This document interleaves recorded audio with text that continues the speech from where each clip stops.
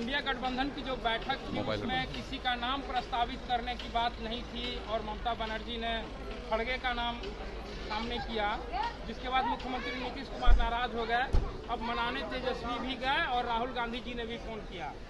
देखिए, यह गठबंधन है जो ताश के पत्ते के जैसे बिखर जाने वाला है।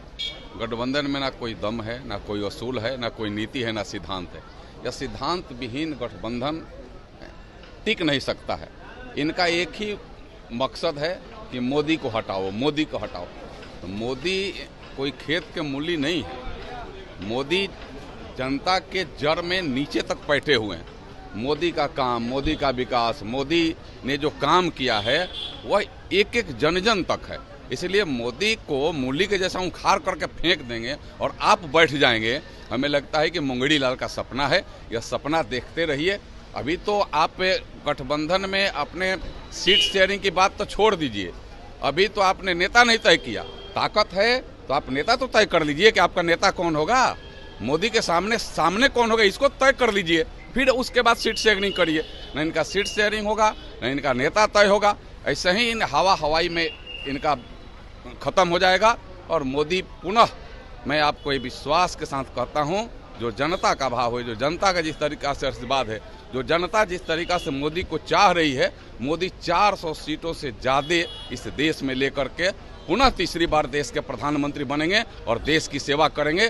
देश का कायाकल्प करने की जिम्मे मोदी का है और मोदी इस देश को विश्वगुरु बनाने की दिशा में आगे बढ़े हैं, तो देश के लोग भी मोदी के साथ हैं। सर, सीबीआई चार्जशीट की है, तेजस्वी लगातार दिल्ली नहीं जा रहे, एक बार फिर से तेजस्वी पर चार्जशीट हुआ है, अरविंद केजरीवाल की राह पर चल रहे हैं। देखिए, चार्जशीट ऐसे थोड़े होता है।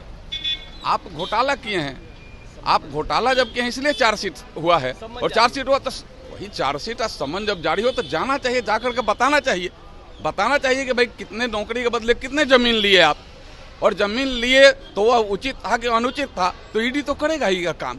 सर, कर्नाटका में पहले से जो हिजाब कानून लागू था, अब वहाँ की सरकार हिजाब कानून को खत्म करने का प्रयास कर रही है। वहाँ तो कर्नाटका में जो सरकार अभी बन गई है, दुर्भाग्य से, वह निश्चित रूप से वह सनातन पर एक प्रहार कर रही है।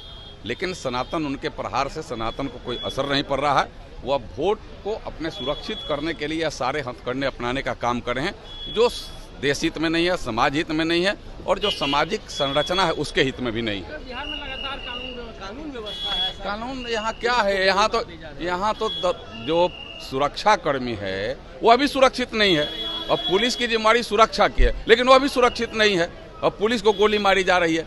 यह मैंने हमें लगता है कि पूरा खुलासा हो गया है यहाँ के सुरक्षा व्यवस्था का, कानून व्यवस्था का। पूरे सामने आ गया है कि यहाँ कानून नाम का कोई चीज़ नहीं रह गया है। जब अपराधी जहाँ जो अपराध करने को तैयार हैं, उसका अंजाम देने में वह सफल हो रहे हैं और उनके ऊपर कार्रवाई करने में सरकार विफल हो रही है। सर, नीतीश जी और तेजस्वी जी लगातार कह रहे हैं कि इंडिया गठबंधन की हुई बैठक के बाद बीजेपी के लोग घबरा गए हैं और इस तरह का बयान। बीजेपी के लोग काहे घबराने की बात है?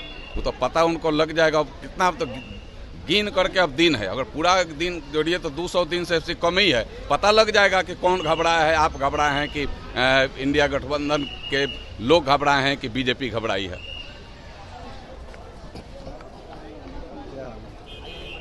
क्या हाल चाल?